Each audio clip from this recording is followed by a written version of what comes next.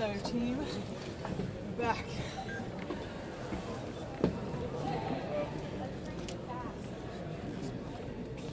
Good. Oh.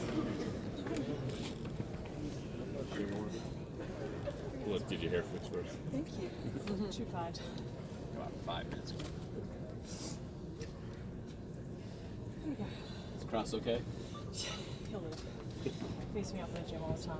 It's nice to get one back. A little. Kind of. Did you go out? No, but he kind of was like, oh. I think, I don't really know. He just sat there. I was like, you okay? He's like, kind of left it a little too long. And everything just started going black. I was like, oh, well, maybe not hold on too long next time. I don't know. I mean, you've been a part of some big fights with Invicta, but obviously, now the UFC. What's the feeling right now? Is it different? I mean, the big stage, the big show, is it feeling different right now? Not really. I approach every fight as if I'm fighting for a title. So, and the amount of pressure I put on myself is going to pale in comparison to everything else. And I've done everything physically, mentally, emotionally, whatever you want to say, to be ready for this fight. And I'm just here to have fun, show what we've been working on the last year and a half, and get my hand raised. It's been a long time since you've actually competed. I wonder, have you taken any special steps? I mean, we'll hear about cage rush or whatever the case may be. I mean, do you believe in that? Have you done anything special to make sure that your timing, the feel will all be there? I personally think cage rush or ring rust, whatever you want to call it, is bullshit. I think it's a mindset. With Dominic Cruz, who took 2 years off, come back and won the belt. So clearly that shit don't matter. But I fight every day in the gym with UFC quality fighters. There's nothing that I get in the cage that I haven't seen in the training room. So it's something that I'm concerned about. Did the time off make you appreciate how much you love the sport? I always knew I loved the sport. It's, taking time off doesn't mean I love it any more or less. It just gave me the opportunity to improve my craft. Holly has been saying that she wants to go back to 135 possibly after this fight. If that's the case, does this fight really make sense as kind of a 145 title fight? You could just be fighting Cyborg in that case. I don't really pay too much attention to that stuff. All I can control is myself.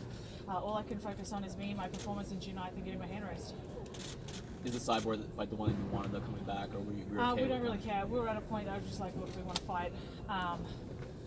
Whoever it is, we'd be ready for Chris, Holly, whoever it was, we would have been ready anyway. What do you see in her game? I mean, she's had mixed results. I mean, but obviously she's accomplished some great things. But I mean, what do you see when you break Holly down? She's a very great athlete. She's got a lot of movement. She does counter strike a little bit. She's strong in certain aspects, but I feel like my strengths are gonna really shine through in this fight, and I think this is a really great opportunity for me to showcase that and get a win. We've been focusing on this game plan. We've been focusing on Holly, and everything what we've been doing on training. Like I see that happening in the cage on Saturday and just getting my hand raised. Do you think her power translates to 145? No. She wasn't knocking anyone out with her hands at 135. So why would it translate up? It just doesn't really work that way. Do you think you'll have a big size advantage over her? You're a natural featherweight. She's moving up from bantam and probably going back to bantam, as Mark mentioned. I'm sure. There's not a lot of females who are 6'4", walk around 175 pounds. So, I'm sure there'll be a size advantage. 6 foot, 72-inch reach. That's big. Ultimate Fighter, the next season is going to be the women's featherweight division. Would you like to coach against Cyborg if you get a win here? Oh, yeah, definitely. I would definitely love to be an integral part of growing the division. But in itself, if that opportunity wasn't presented to me, I wouldn't mind either. I'm just glad that they're finally bringing in the featherweights. That's something that we've been wanting for a really long fucking time, and finally it's happening, and I'm just glad to be a part of it in some way, shape, or form. You know most of them. You fought against a lot of them. Who should we look out for on the show, given who's tried out? Do you know who tried out, or who people should keep their eye on from outside the organization? I didn't really see who tried out. I know Cindy Dandroff tried out. She's a phenomenal athlete. She's a good grappler, and I definitely see her, if she goes to the house, giving a lot of those girls some problems. There's Pam Sorensen. She's a great fighter. There's Ediana Gomez. She's another one to look out for. So I feel like if those girls make it, I'm interested to see them fight. And you think the talent is there, that there's a deep enough pool of 145ers to make up a good division? Well, you can't start a division with 50 fighters if you're female. It just doesn't work like that. In every division, you need the top, the middle, and the bottom. It's how you progress up the ranks is you start fighting tougher fighters, tougher opponents. So you can't just start off with like 50 top ranked fighters, because it's going to kind of stalemate at some point.